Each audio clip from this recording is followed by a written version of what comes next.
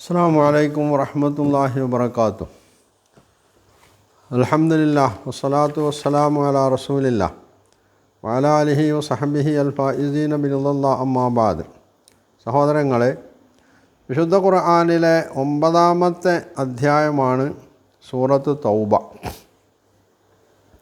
ഈ തൗബയിലെ 124-ാമത്തെ ആയത്ത് അതെടുത്തുദ്ധരിച്ചുകൊണ്ടാണ് നാസ്തികന്മാർ അല്ലെങ്കിൽ സ്വതന്ത്ര ചിന്തകർ, യുക്തിവാദികൾ എന്നൊക്കെ പറയുന്ന ആളുകളും ക്രിസംഖികൾ, അതുപോലെ തന്നെ സംഘപരിവാറിൽപ്പെട്ട ആളുകൾ, ഇവരൊക്കെ ഇസ്ലാമിനെ താറടിച്ച് കാണിക്കാനും സമൂഹത്തിൽ ഇസ്ലാമിനെ സംബന്ധിച്ചും മുസ്ലിങ്ങളെ സംബന്ധിച്ചും ഒക്കെ ഭീതി പരത്താനും ശ്രമിച്ചുകൊണ്ടിരിക്കുന്നത്. ആ ആയത്ത് എന്താണെന്ന് ചോദിച്ചാൽ ഇങ്ങനെയാണത്: യാ അയ്യുഹല്ലദീന ആമനു ഖാതിലുല്ലദീന യലൂനക്കും മിനൽ കുഫാർ വൽ യജിദൂ ഫീക്കും ഗില്ല വഅലമു അന്നല്ലാഹ മഅൽ മുത്തഖീൻ. സത്യവിശ്വാസികളെ, ഖാതിലുല്ലദീന യലൂനക്കും മിനൽ കുഫാർ, നിങ്ങളോടടുത്ത് വരുന്ന അല്ലെങ്കിൽ നിങ്ങളെ നേരിടാൻ വേണ്ടി നിങ്ങളോടടുത്ത് വരുന്ന കുഫാറിനോട് നിങ്ങൾ യുദ്ധം ചെയ്യണം. വൽ യജിദൂ ഫീക്കും ഗില്ല, നിങ്ങളിൽ അവർക്ക് കാർക്കശ്യം അനുഭവപ്പെടണം. വല്ലാഹു യുഹിബ്ബുൽ മുത്തഖീൻ, അല്ലാഹു മുത്തഖുകളെ ഇഷ്ടപ്പെടുന്നു എന്ന് പറഞ്ഞിട്ടുള്ളത്. ഇത് വെച്ചിട്ട് ഈ ആയത്ത് വെച്ചിട്ട് ഇവർ പറയണത് ഇസ്ലാം ഖുർആന് കാഫിറിനെ കൊല്ലാൻ കൽപ്പിക്കുന്നു. ഒരു മുസ്ലിമിൻ്റെ അയൽവാസിയായ കാഫിറിനെ പോലും കൊല്ലാനാണ് ഇസ്ലാം കൽപ്പിക്കുന്നതെന്നാണ് ഇവർ പറയുന്നത്.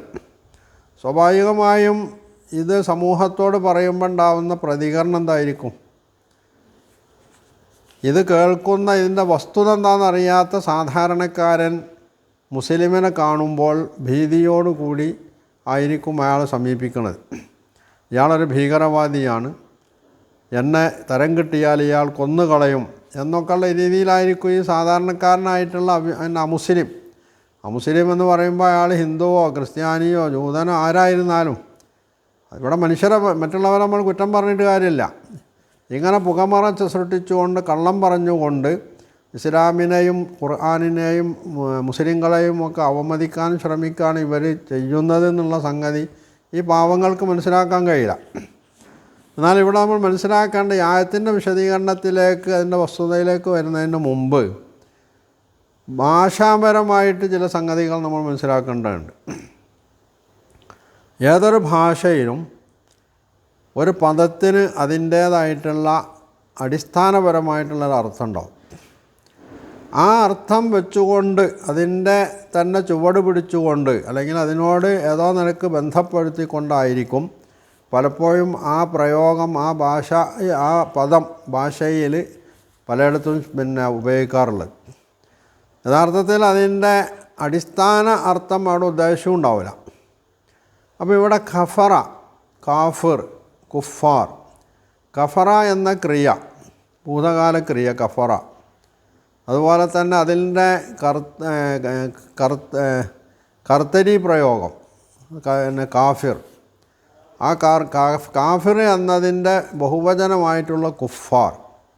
എന്തായിരിക്കും ഇതിൻ്റെ യഥാർത്ഥത്തിലുള്ള അർത്ഥം? അറബി ഭാഷയിൽ കഫറ എന്ന് പറഞ്ഞാൽ കുഫർ, അതിൻ്റെ ധാതുവാണത് കുഫർ, കഫറ. അതിന് തഗ്തിയത്തു ഷൈ, ഒരു വസ്തുവിനെ മൂടി വെക്കുക അല്ലെങ്കിൽ മറച്ചു വെക്കുക എന്നാണ് കുഫർ എന്ന പദത്തിൻ്റെ യഥാർത്ഥത്തിലുള്ള അർത്ഥം. അതുകൊണ്ട് തന്നെ വിശുദ്ധ ഖുർആന് ഈ കഫറ അല്ലെങ്കിൽ കാഫിർ എന്നുള്ള പദം ഒരുപാട് അർത്ഥതലങ്ങളിൽ ഉപയോഗിച്ചതായിട്ട് കാണാൻ കഴിയും. ഇപ്പോൾ ഖുർആനിലെ ഒരു ആയത്തിൽ യുഅ്ജിബുൽ കുഫാറ നബാത്തുഹു എന്ന് കാണാം.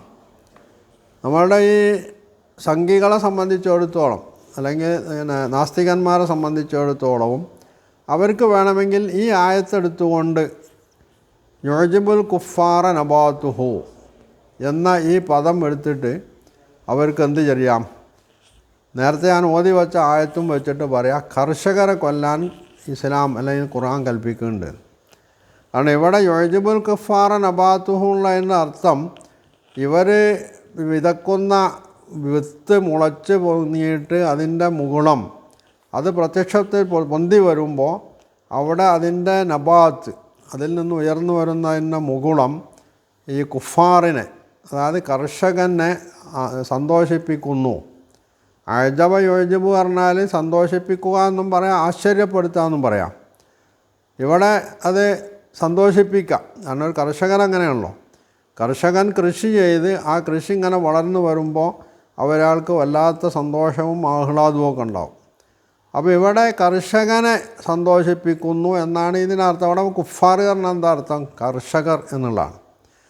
അപ്പോൾ ഈ കുഫാർ എന്ന പദം ഇവിടെ പ്രയോഗിച്ചു. മറ്റേടത്ത് കാത്തിലുല്ലദീന യലൂനക്കും മിനൽ കുഫാരി, നിങ്ങളോട് അടുത്ത് വരുന്ന കുഫാറിനോട് നിങ്ങൾ യുദ്ധം ചെയ്യണം എന്ന് പറയുന്ന ഈ രണ്ട് ആയത്തുകളിലെയും ഖുർആൻ സൂക്തങ്ങളിലെയും ഈ വാക്കുകൾ വെച്ചുകൊണ്ട് ഒരു നാസ്തികന്, യുക്തിവാദിക്ക് അല്ലെങ്കിൽ ക്രിസംഖിക്ക്, സംഘപരിവാറിന് വേണമെങ്കിൽ പറയാം ഖുർആൻ കർഷകരെ കൊല്ലാൻ കൽപ്പിക്കുന്നു. അപ്പോൾ കർഷകർക്ക് ഇസ്ലാമിനെ സംബന്ധിച്ച്, മുസ്ലിങ്ങളെ സംബന്ധിച്ച് ഭീതി ജനിപ്പിക്കാനായി മതി.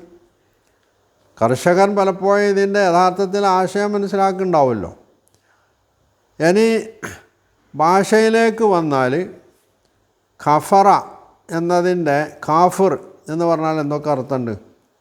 കാഫിർ എന്നതിന് നന്ദില്ലാത്ത ആൾ എന്ന് അർത്ഥമുണ്ട്. എന്തുകൊണ്ടാണ്? അള്ളാഹു നൽകിയിട്ടുള്ള, അള്ളാഹു എന്ന് വേണ്ട, നമ്മൾ മനുഷ്യർ തന്നെ നൽകുന്ന എന്തെങ്കിലും ഔദാര്യങ്ങൾ, ഉപകാരങ്ങളൊക്കെ നിഷേധിക്കുന്ന, തള്ളിപ്പറയുന്ന ആളുകൾക്കും അവിടെ കാഫിർ എന്ന് പറയാം. അപ്പോൾ ഇയാൾക്ക് എന്തോ ഒരു ഉപകാരം ചെയ്ത ആളോട് ഇയാൾ മോശമായി പെരുമാറുകയോ അതിന് നന്ദി കാണിക്കാതിരിക്കുകയോ ചെയ്യുമ്പോൾ അയാളെ സംബന്ധിച്ച് കാഫിർ എന്ന് പറയാം. അവിടെ കുഫ്രാനും നിഅമത്ത് എന്ന് പറഞ്ഞാൽ നിഅമത്തിന്, അനുഗ്രഹത്തിന് നന്ദികേട് കാണിക്കുകയാണ്. അവിടെ കുഫ്രാൻ, കഫറ എന്നതിനുള്ള കുഫ്രാൻ എന്നുള്ള പദം പ്രയോഗിച്ചത്. അതേപോലെ തന്നെ ഒരു സത്യം അറിഞ്ഞിട്ട് അത് നിഷേധിക്കുകയാണെങ്കിൽ, തള്ളിപ്പറയുകയാണെങ്കിൽ അപ്പോഴും അയാളെ സംബന്ധിച്ച് കാഫിർ എന്ന് പറയാം. കാരണം അയാൾ സത്യം മനസ്സിലാക്കി, പക്ഷേ ആ സത്യത്തെ അയാൾ മറച്ചു വെക്കുന്നു, എന്നിട്ട് അയാൾ അസത്യത്തെ വെളിപ്പെടുത്തുന്നു എന്നതുകൊണ്ടാണ് അവിടെ കാഫിർ എന്നയാളെ സംബന്ധിച്ച് പറയുന്നത്. അതിന് ജുഹൂദ് എന്ന മറ്റൊരു പദവും ഖുർആൻ പ്രയോഗിച്ചിട്ടുണ്ട്. ജുഹൂദ് പറഞ്ഞാൽ നിഷേധം എന്നാണ്. ഇനി രാത്രിയെ സംബന്ധിച്ച് കാഫിർ എന്ന് പറയും. അറബി ഭാഷയിൽ പ്രയോഗിക്കുന്ന പ്രയോഗങ്ങളാണ് ഞാനീ പറയുന്നത്. അപ്പോൾ കാഫിർ എന്ന രാത്രിക്ക് കാഫിർ എന്ന് പറയുന്നത് എന്താ? ലൈലും കാഫിർ എന്ന് പറഞ്ഞാൽ എന്താണ്? കാഫിർ ലൈല് രാത്രി അതിൻ്റെ ഇരുട്ട് കൊണ്ട് ലോകത്തെ മറച്ചു വെക്കുന്നു. അതുകൊണ്ട് ലൈലും കാഫിർ എന്ന് പറയും. അതുപോലെ സമുദ്രത്തിന് ബഹ്റും കാഫിർ എന്ന് പറയും. കാരണം എന്താണ്? സമുദ്രം അതിൻ്റെ വെള്ളം കൊണ്ട് അതിൻ്റെ ആഴങ്ങളിലുള്ള വസ്തുക്കളെ മറച്ചു വെക്കുന്നത് കൊണ്ട് ബഹ്റും കാഫിർ. ഇതേപോലെ തന്നെ ശത്രുവിന് കാഫിർ എന്ന് പറയും. അദുവൻ കാഫിർ എന്ന് പറഞ്ഞാൽ എന്താണ്? അവിടെ ഈ ശത്രു അയാളുടെ ശരീരത്തെ ആയുധങ്ങൾ കൊണ്ട് മറച്ചു വെക്കുന്നു. ഇതാണ് അവിടെ കാഫിർ എന്ന് പറഞ്ഞാൽ. നബി സല്ലല്ലാഹു അലൈഹി വസല്ലമ വിടവാങ്ങൽ പ്രസംഗത്തിൽ, അവസാനത്തെ വിടവാങ്ങൽ പ്രസംഗത്തിൽ ഹിജറ 10-ാം കൊല്ലം ആണ് നബി സല്ലല്ലാഹു അലൈഹി വസല്ലം ഹജ്ജ് നിർവഹിക്കുന്നത്.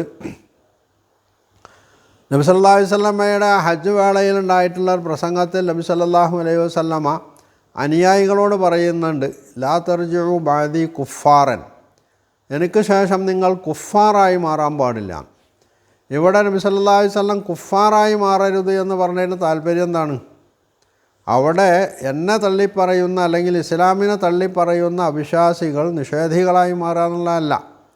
അവിടെ കുഫാർ എന്ന് പറഞ്ഞിട്ടുണ്ടെങ്കിൽ അവിടെ ശത്രുക്കളായി മാറുക. കാരണം അവിടെ തന്നെ തുടർന്ന് നബി സല്ലല്ലാഹു അലൈഹി വസല്ലം പറയുന്നുണ്ട്, യദ്രിബു ബഅലുക്കും റിഖാബ ബഅദ്, നിങ്ങളിൽ ചിലർ മറ്റു ചിലരുടെ, അതായത് നിങ്ങൾ പരസ്പരം കഴുത്തറുക്കുന്ന ശത്രുക്കളാവരുതെന്ന്. അപ്പോൾ അവിടെ കാഫിർ എന്ന് പറഞ്ഞിട്ടുണ്ടെങ്കിൽ നിഷേധി എന്നല്ല, അമുസ്ലിം എന്നല്ല, അവിടെ ശത്രു എന്നാണ്.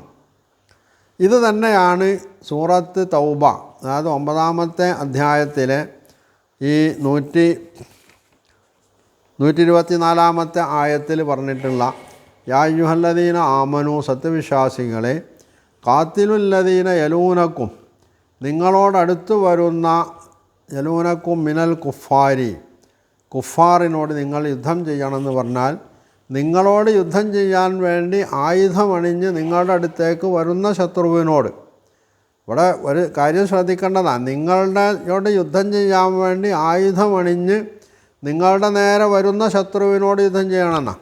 ശത്രു ഏതോ ലോകത്ത് എവിടെയോ കിടക്കുന്നുണ്ട്, അയാളെ പോയിട്ട് അയാളോട് യുദ്ധം ചെയ്യണമെന്നല്ല. നിങ്ങളോട് യുദ്ധം ചെയ്യാൻ വരുന്ന ശത്രുവിനോട് നിങ്ങൾ യുദ്ധം ചെയ്യണം. ആ ശത്രുവിൻ്റെ കാര്യത്തിൽ വലിയ അജിതും ഫീക്കും ഇല്ല, അയാൾ നിങ്ങളിൽ കാർക്കശ്യം അനുഭവിക്കുകയും ചെയ്യണം എന്നാണ്. ഇത് വച്ചിട്ടാണ് ഇവിടെ ജബ്ബാറിനെ പോലെയുള്ള, ആരിഫ് മുഹമ്മദ് ഹുസൈനെ പോലുള്ള, ലിയാഖത്ത് അലിയെ പോലുള്ള, ഞങ്ങൾ വളരെ നിഷ്പക്ഷമായിട്ട് ഉള്ളതേ ഞങ്ങൾ പറയുന്നുള്ളൂ എന്നൊക്കെ അവർ പറയാം. ഞങ്ങൾ ഭീതി പരത്താൻ ശ്രമിക്കുന്നില്ല എന്നും പറയും. എന്നാൽ ഇവർ യഥാർത്ഥത്തിൽ ചെയ്തുകൊണ്ടിരിക്കുന്നത്, ഇനി അവർക്കങ്ങനെ ഭീതി പരത്താനെന്ന് ഉദ്ദേശമില്ല എങ്കിൽ പോലും ഫലത്തിൽ സംഭവിക്കണം എന്താണ്? ഒരാൾ കത്തിയെടുത്ത് നിന്നെ കുത്താൻ വരുന്നു എന്ന് മറ്റവനോട് പറയുമ്പോൾ അവിടെ ആരോടാണോ ഇത് പറയുന്നത് അയാൾ പേടിക്കുന്നുള്ള ഉറപ്പാണ്. അപ്പോൾ ഈ ഭീതിപ്പെടുത്തുക, അതാണ് നമ്മൾ പറയുന്ന ഇസ്ലാമോബിയാറിന്. അപ്പോൾ ഈ ഇസ്ലാമിനെ സംബന്ധിച്ചും മുസ്ലിങ്ങളെ സംബന്ധിച്ചും ഭീതി പരത്താനുള്ളതാണ് യഥാർത്ഥത്തിൽ ഇവിടെ ഈ ക്രിസ്ത്യൻ സംഘികളോ മറ്റ് സംഘികളോ ഒക്കെ അവിടെ നിൽക്കട്ടെ, നാസ്തികന്മാർ എന്ന് പറയുന്ന, സ്വതന്ത്ര ചിന്തകന്മാരെന്ന് പറയുന്ന, ഞങ്ങൾ നിഷ്പക്ഷരാണെന്ന് പറയുന്ന ഈ ആളുകൾ യഥാർത്ഥത്തിൽ ചെയ്തുകൊണ്ടിരിക്കുന്നത് ഇതാണ്. എന്നിട്ട് അവർ നല്ല പിള്ള ചമയാണ് ഞങ്ങൾ യഥാർത്ഥത്തിൽ ഭീതി പരത്തണില്ല എന്ന് പറഞ്ഞിട്ട് ശുദ്ധ അസംബന്ധം വിളിച്ചു പറഞ്ഞുകൊണ്ടാണ് അവർ ഇവിടെ ഖുർആനിനെയും ഇസ്ലാമിനെയും വിമർശിക്കുന്നത് എന്നതാണ് വസ്തുത എന്നതുകൂടി നമ്മൾ മനസ്സിലാക്കേണ്ടതുണ്ട്. ഇനി ഇതിൽ പറഞ്ഞിട്ടുള്ള യലൂനക്കും എന്ന പദത്തിൻ്റെ അർത്ഥം എന്താണ് എന്നതുകൂടി ഇൻഷാ അല്ലാഹ് നമ്മൾക്ക് പറയാം. അപ്പോൾ അതിൻ്റെ പൂർണ്ണ രൂപം നമ്മൾക്ക് മനസ്സിലാക്കാൻ കഴിയും.